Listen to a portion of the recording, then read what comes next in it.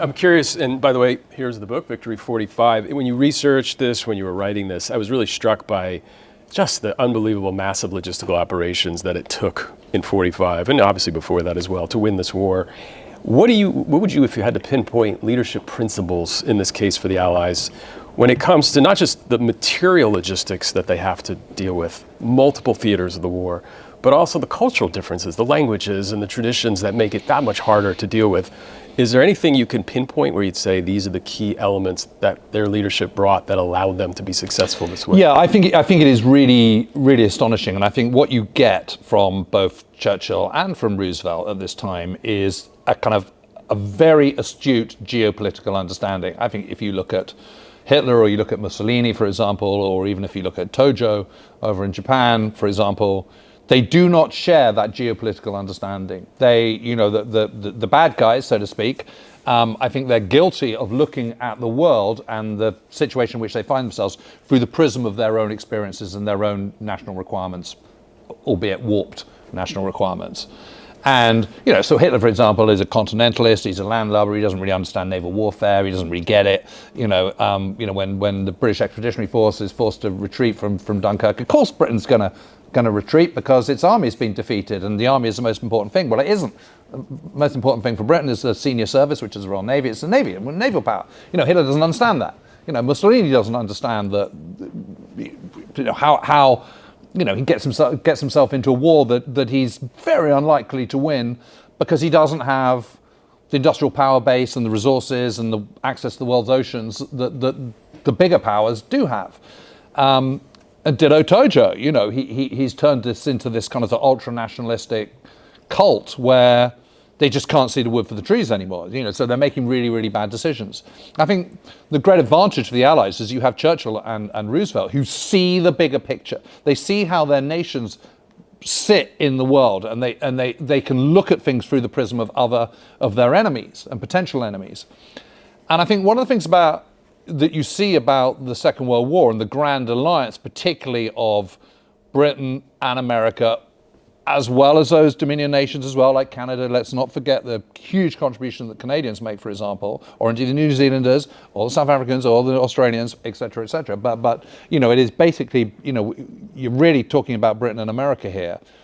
They do have these cultural differences, and they have different systems of democracy. They have all sorts of, and they have different overall aims. Britain is still an imperial power. America is, but has already signaled that it's going to end that. There's already been agreed, for example, that the Philippines are going to be handed over to become an independent republic.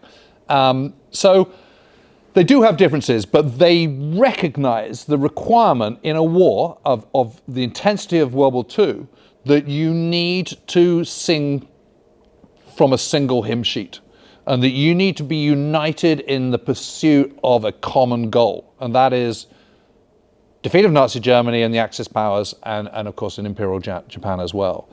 And so there is a single-mindedness which is absolutely pressed upon the very highest echelons of the war leaderships of those respective countries. That comes down from the top, of course, comes from Roosevelt, it comes from Churchill, but it also comes from the chiefs of staff. And I think, both Britain and America are blessed with really talented people. Admiral King might be a sort of cussed, difficult man, but Marshall is just the perfect person in the right place at the right time. Admiral Leahy, when he comes back from Vichy, France, becomes Roosevelt's military advisor. Again, a very sagacious, geopolitically wise and astute man who's there kind of steering the ship. And around the Roosevelt administration, you've also got some seriously talented people, whether it's Harry Hopkins, whether it's, Averell Harriman, to name but two. I mean, so the Allies are very lucky with that. They're also very lucky that Eisenhower turns out to be the brilliant Titanic figure that he becomes. I mean, who would have guessed it? Born into humble origins in Texas, grown up in, Abilene, Kansas. I've been there. It's small town America with a very small S and a very small A, frankly.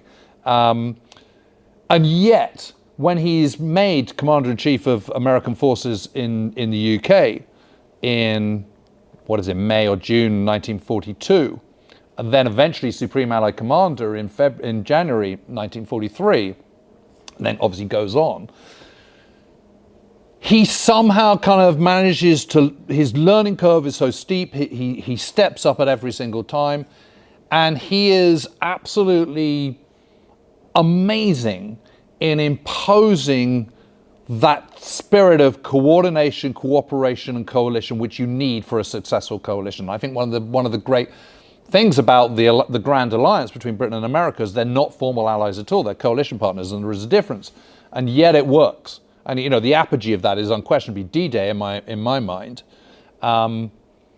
But it is that singleness of purpose that sees them through. And so what that then means, if you've got that coming right from the very top, all the way down to your chiefs of staff, to your senior commanders in the field, and all the way through, what that means is you can focus your efforts, your material efforts, in the right way. And although there are different structures within the armed forces, there are different weapon systems in the different armed forces and so on, there are principles which remain the same, whether it's the US armed forces or whether it's the British and Commonwealth armed forces. And that is the desire to use steel, not flesh, as a principle for your strategy and your operational art. And that is seen all the way through to the end of the war. And that is why the casualties amongst the Allies, the Western Allies, are considerably less than all the other major combatants, despite the enormous contribution they make to the war.